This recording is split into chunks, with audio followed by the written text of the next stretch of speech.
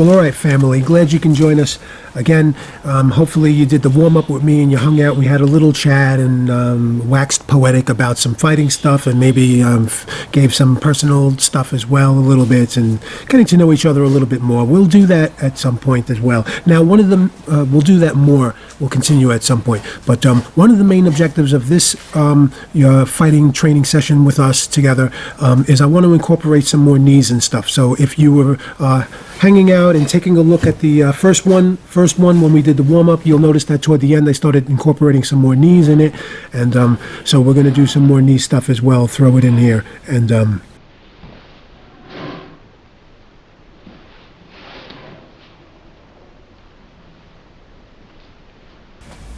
I didn't really do a how-to to the knee, and I guess I can, but really it's not rocket science, you know, but you should be careful and do some kind of conditioning or whatever if you want to actually start using your knee in a lot more sparring situations, because you got to find out what your knee can handle and what that thigh area, and when you wind up and trying to do a knee doesn't mean you're going to perfectly strike with the knee all the time, and you're going to wind up banging against your other opponent's bones and things like that, and you're going to wind up hitting the muscles above, and you're going to hit your shins below. Hitting those muscles right above the knee and all that stuff, you know, easily swells up and easily stiffens up and stuff. So have a feel for that and see how that is for you, and see what work you may need to further do if you're into a more aggressive and whatnot. If you're not, and you're just training to and more in a self-defense to be able to have these things and stuff like that.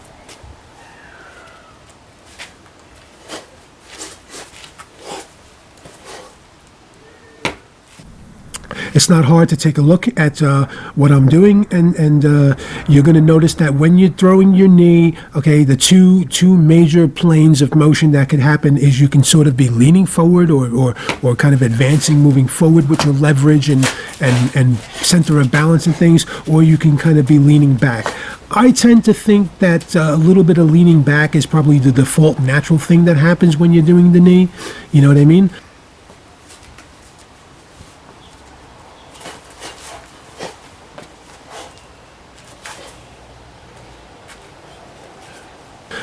So I've discussed this before, even with other kicks and other things as well, like even with front kicks, which sort of have a similar mechanic to the knee. In fact, okay, there you go. So you learned the front kick with me, and I showed you the front kick. So when you're doing that chamber, okay, that knee is very similar to doing the chamber, except with the chamber, you're trying to keep it a little bit tight so that you can have a lot of that thrust out, shooting out.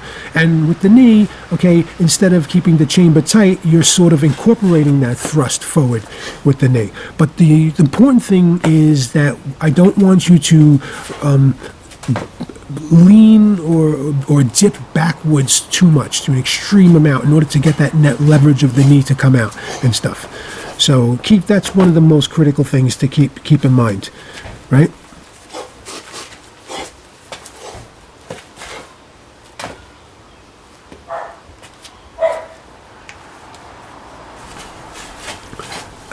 Yeah, I think you know, you can play with the distances that you're leaning back to get it, but just keep this in mind as a golden rule. Ultimately there's no right and wrong for in most ranges of something, and then there's a small range where most can agree that no, that's wrong, or that's just not wise, and it's not good. No matter how much you try to justify it, whatever, no, it's silly, or you're going to get hurt. Okay, but other than those ranges, the end ranges of the situation, it's situational or whatnot. So yeah, so sometimes you will lean back a little bit more. Sometimes you're not going to lean back as much for the leverage, because when you do lean back, you're dedicating yourself to the position and stuff. So think of it like the limbo stick, right? If you lean back enough when you're trying to go for the limbo stick, you're not really going to have much option to do anything else, because you're dedicated now. So keep that in mind, right?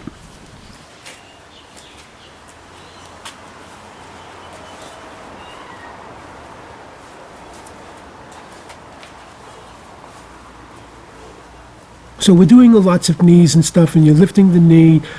Don't worry when you first start. It's going to feel like it's really low and stuff. And you just keep practicing it, and you'll wind up getting a little bit better, and you'll wind up increasing that height and stuff. But also, like I always say, visualize, right? Because like even the knees that you see here, if you're thinking, I suppose that's great. I mean, it's going to the ribs of an opponent my size, right? But actually, probably the majority of people are probably a little bit shorter than I am and stuff. So where are these knees going really, So sometimes you have to be a little bit, you don't have to try for the ultra max, and it depends.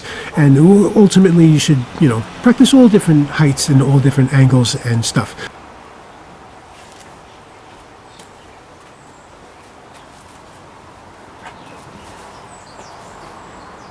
All right, so there's also knees where you see how we're doing the rear. So we're treating it just like the way you were doing the front kick, the way we did the front kick. You do the rear front kick and then maybe the instant. See, so we're doing the rear and we're doing the instant and stuff. And then there's leaping ones. What always a reminder, keep those hands in a good guarded position when you're doing it. In the beginning when you're learning, maybe use one of your hands or something, or use your hands or move your hands a little bit more to give you that leverage, either to give you the leverage to start or while you're throwing it, and also to finish.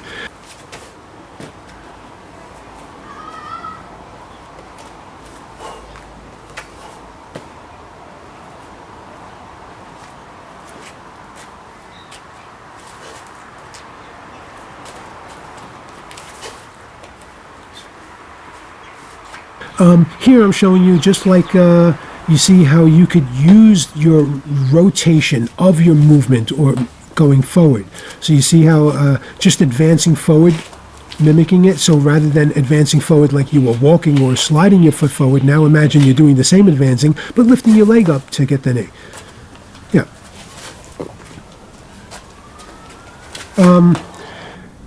So there's one, so what I was saying was be mindful of keeping your hands in a good guarded position when you're doing the knee.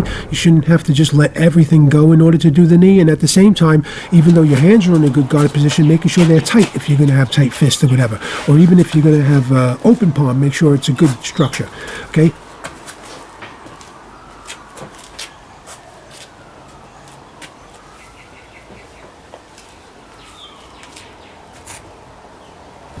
Okay, so here we're doing the knee, but we're coming from a side a little bit more, coming from that side angle. So yes, it's behaving like the hook punch.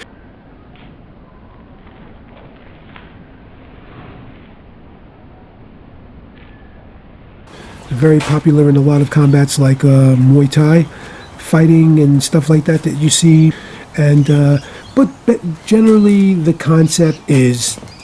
So you're faced up with your opponent, whatever, and you're coming from the side, and you're coming on the side. So it's really good to nail the ribs, coming around and getting the ribs on that shot and stuff.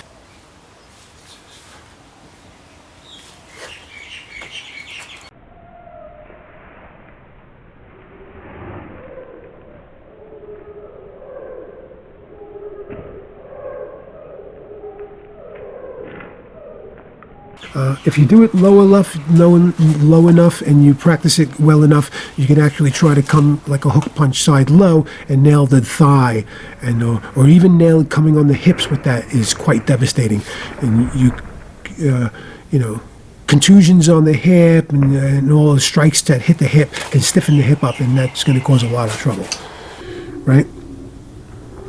So we're incorporating our stuff to here, and it's more like I'm just excuse me, still hanging out and discussing these things or whatever. But yeah, so we're not far off from just any of the drills we did when we're doing a kick and just replacing some of them with the knee. But in a cool way, sometimes try to imagine something realistic. So you shouldn't blast somebody with a side kick and then as your number one combo and then throw a knee after, because I don't know who you're kneeing after the side kick.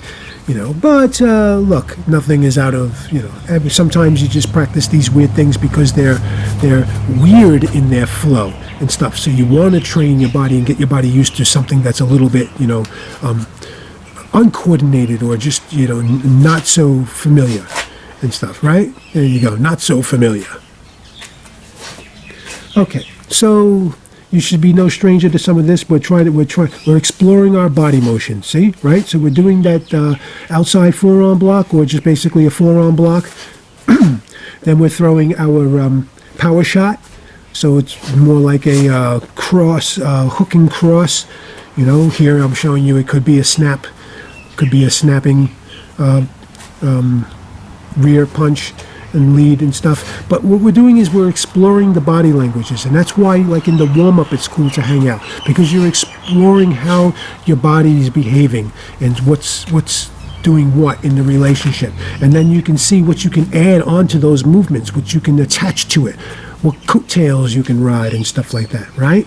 So we get the forearm snapping the rear punch, and then we're coming through with a what was it, a front kick? And that's classic drill. We've done that before, right? So yeah, so this is a good opportunity to just discuss some more things and stuff. Don't always practice just one guard position. Practice many different guard positions through your drills and stuff like that. So sometimes something for an outside, something for an inside. Sometimes your lead hand you want to keep free, so you're defending with the rear. Sometimes you want to keep the rear free, so you're defending with the lead, right? So now you see how we started with something basic. So when in doubt, you're trying to make up the drills yourself, like we did with the front kick.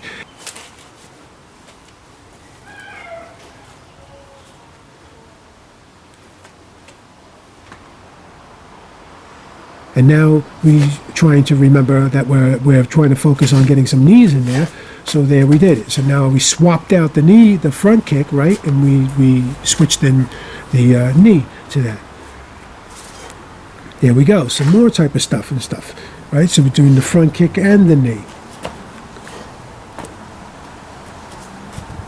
So I think what I'm trying to say is, like, what's great about the knee is, okay, so you've thrown your kick, or you've gotten jammed, or your opponent just shot on you, so they're just shooting and going for maybe a takedown, or just coming to clinch or something, okay? And if you didn't have enough time to respond with punch or the kick or just whatever, okay, another option to respond is the knee. So the knee definitely can behave as a short-range strike, okay? And it doesn't take much to throw the knee in close quarters and infighting, because it's coming from low and rising up. So you can just get it in there because it's all the way from underneath. You certainly couldn't get off like a front kick if you were jammed and stuff, but you could at least get the knee up, right? So therefore you can get your knee in there.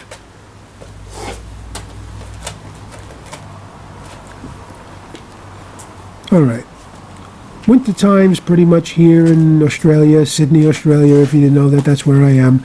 But I was born and raised in Brooklyn, New York, lived there all my life, and spent an extraordinary amount of time on the street, but lived on the double-sided, lived on that double edge, So, yeah, thug life, but also I was educated as well. And I brought poetry to the ghetto, and I was kind of known for that in a way, and that was kind of cool, because when I saw all of these crazy people and these thugs, and my life was kind of crap, and my neighborhood was really crappy, and I didn't get along with a lot of people in my neighborhood, because I just thought that some people were just were off point, and like the middle class and those people who had decent amount of money or whatever, they were always not like, I couldn't relate to that 100%. The things that mattered to them and some of the ways they conducted themselves were not cool and stuff. But when I moved to the poorer areas and stuff, because I didn't have that, and my mom was divorced, the people that I met there and the kids that I met there, I could relate to that, because what they were going through and the stuff that mattered to them, I could relate to that a lot more,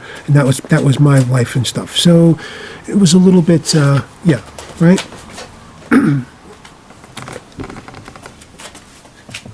So anyway, I'm not even sure what the whole point was, but yeah. So I brought poetry to the ghetto. I'm not going to take him whatever. But what I did was I realized that these tough kids, these thugs, and these people that came out of jail and kids that were robbing cars and part of these other gangs, like, they had philosophies. They thought about science and the stars and stuff like that. Maybe not like to whatever, but they thought about those things. And they knew about ghosts and possibilities and really freaky stuff and and stuff. But maybe it was a little cliche, or maybe just who would they be talk to or about it, or if somebody can just facilitate it a little bit. And I definitely was always keen to facilitate that and talk about some crazy stuff and stuff. And once you've shown that we were sincere, and that even though people make fun of people still, even among the groups, we were ribbing each other, but at the same time, it's not, you get more comfortable and you could express yourself and stuff. So we used to have these books, and we used to fill these books with all these kinds of art and stuff. So not only did I fill these books with art, other people's books and from all these neighborhoods and stuff, but I used to write some artistic stuff as well, and I would write a little poem and stuff. And it was amazing because sometime later I would be on the streets in the middle of the night, and I would meet a bunch of other kids from some other place or whatever, and they were like, "Oh yeah, you're that guy." I said, "Yeah, I said, "Oh yeah, I had your friend's book," and they were like, "Yo, dude, you're the guy that wrote that poem or whatever. That's sick," And I was like, yeah, so that influenced people, and that stuck in people's minds. What I was trying to show them is that one of my premises always was that you can be tough, you can be hardcore, but that doesn't mean you have to be stupid and ignorant and stuff. You could also be smart, because I've been in situations where I've been surrounded by suits and ties, and so for all of my toughness and from all of my ability to cave somebody's face in, right, I was still the odd man out, and I was still basically pushed into a corner. So believe me, everyone is strong on their turf, wherever that is, whether that's hiding behind rules and regulations, or within an office setting or something. You get in somebody's turf and ground, you know what I mean? And you can't live life, even though for a large part I did, you can't live life thinking, well, ultimately I can always level the playing field by just punching you in the face, dude.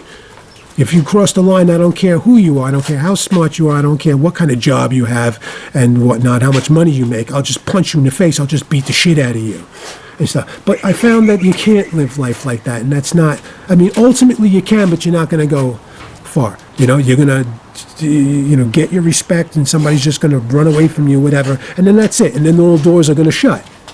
So if you sometimes it's not cool, no, you shouldn't have to deal with it, but sometimes you do. You have to deal with it. You have to play the game. You have to get your foot in the door and play the game and beat them at their game and make your progress and success within their rules. It doesn't mean you sell your soul, but you definitely, there were plenty of jobs when I, was dealing with somebody and said, wow, this person is crossing the line. For where I came from, and we say it in our mind, like, you'd already be beat. Not even just punched in the face, you'd already be beat, and there's a chance that you'd be really hurt. You pull that shit. But you can't do that. You have to play the game. You have to pick and choose your battles and be wise about it, because people will bait you in. You know what I mean? And they'll bait you in, and they'll let you even beat them. But that's it. You're done. You got your one beaten, and you're out, and they win. And they're still there, infecting in that high position, and you're done and fired. With no recommendation either. All right. So we're doing our drills, and we're incorporating our knee in there, and hopefully having a really good time, and hopefully I'm able to squeeze in some fun talks and personal stuff as well a little bit. That seems to be the theme as well.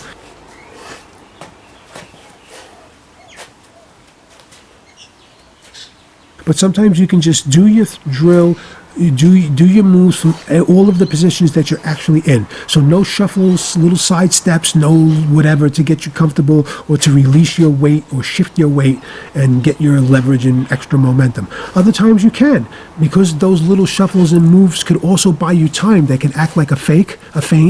They can also just buy you time and stuff. That little shuffle that you did to chamber could cause your opponent to bite and reveal what they're going to do. And if it doesn't, well, you're just in the process of doing your move anyway. If it does, well, at least now you got an option to possibly modify or not do the move. All right, well, round 2 in our belt, family. Glad you can join me. Let's see what's going to happen in round 3.